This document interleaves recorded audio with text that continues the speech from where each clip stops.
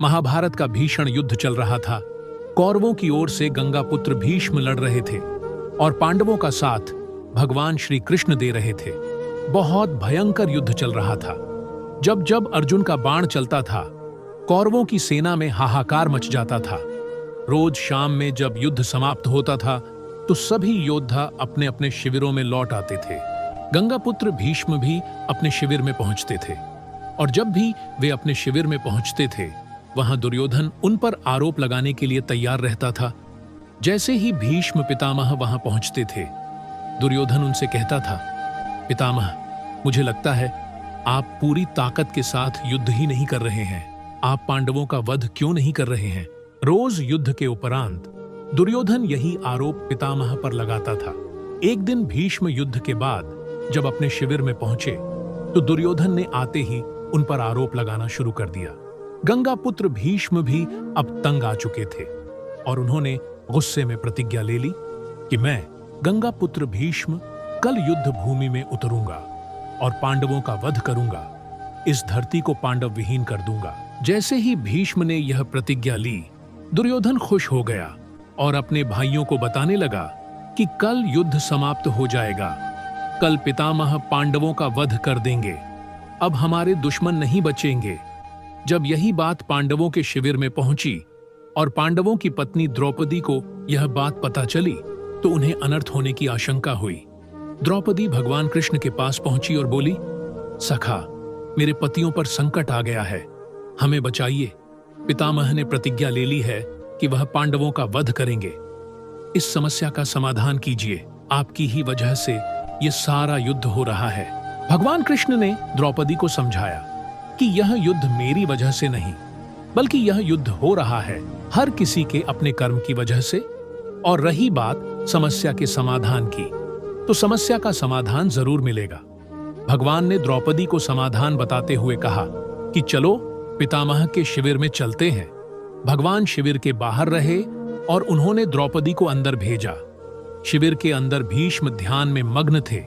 वहां जाकर द्रौपदी ने भीष्म से कहा, प्रणाम पितामह।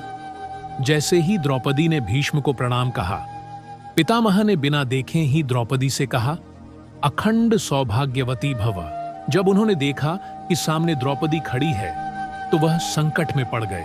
भीष्म ने द्रौपदी से कहा, पुत्री, तुमने मुझसे ये क्या अनर्थ करवा दिया है? थोड़ी देर पहले ही मैंने प्रतिज्ञा ली थी कि कल मैं पांडवों का वध करूंगा और अब मैंने अपने ही वचन से तुम्हें आशीर्वाद दे दिया कि अखंड सौभाग्यवती भव। मैं तो बड़े धर्म संकट में पड़ गया हूं। पुत्री, यह तुमसे किसने करवाया है? तुम तो यह नहीं कर सकती। द्रौपदी ने कहा, आप ठीक कह रहे हैं पितामह, यह मैंने नहीं किया, बल्कि मुझसे श्री कृष्ण ने करवाया है। भीष्म ने भगवान कृष्ण को अंदर बुलवाया और प्रणाम करके बोले, हे केशव, तुमने यह मुझसे क्या करवा दिया है? मेरी प्रतिज्ञा को मेरे ही वचन से तुड़वा दिया। मेरी समस्या का समाधान कीजिए। भगवान कृष्ण ने कहा, पितामह, आपको खुद मालूम है कि आपकी समस्या का समाधान क्या है। अब भीष्म ने पांडवों को बुलवाया। पांडवों से भीष्म ने यह वचन ले लिया कि मेरी बात तुम्हें माननी होगी। पांडवों ने कहा, ठीक है पितामह। भीष्म ने अर्जुन से कहा, अर्जुन, कल तुम मेरा वध करोगे। अर्जुन ने कहा, मैं आपका वध कैसे कर सकता हूं पितामह? आपको तो इच्छा मृत्यु का वरदान है।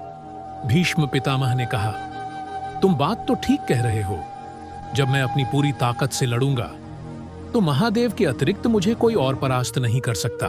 लेकिन एक उपाय है जिससे तुम बच सकते हो। तुम युद्ध भूमि में मेरे सामने किसी नारी को लेकर आ जाओ। पांडवों ने कहा, पितामह, युद्ध भूमि में नारी कैसे आएगी? भीष्म ने कहा, अब ये सब वासुदेव पर छोड़ दो। अर्जुन दूसरे दिन युद्ध में अपने रथ पर शिखंडी को लेकर आया और पितामह को बाणों की शैया पर लिटा दिया। भीष्म प्रतिज्ञा भी नहीं टूटी और पांडव भी बच गए। दोस्तों, यह छोटी सी कहानी हमें बहुत बड़ी सीख देती है। पहली बड़ी सीख देती है कि जिंदगी में संस्कार सबसे बड़ी चीज है। पांडवों की पत्नी द्रौपदी भीष्म को प्रणाम करती है और भीष्म द्रौपदी को आशीर्वाद देते हैं, अखंड सौभाग्यवती भव। हमको अपने संस्कार नहीं भूलना चाहिए, क्योंकि संस्कार जिंदा रहेंगे तो हम जिंदा रहेंगे। और यही काम कौरवों की पत्नियां कर देती तो शायद कौरव भी जिंदा रह सकते थे।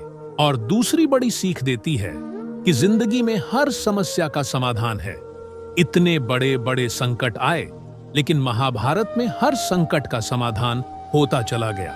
मित्रों, इस संसार में ऐसी कोई भी समस्या नहीं है जिसका समाधान न हो।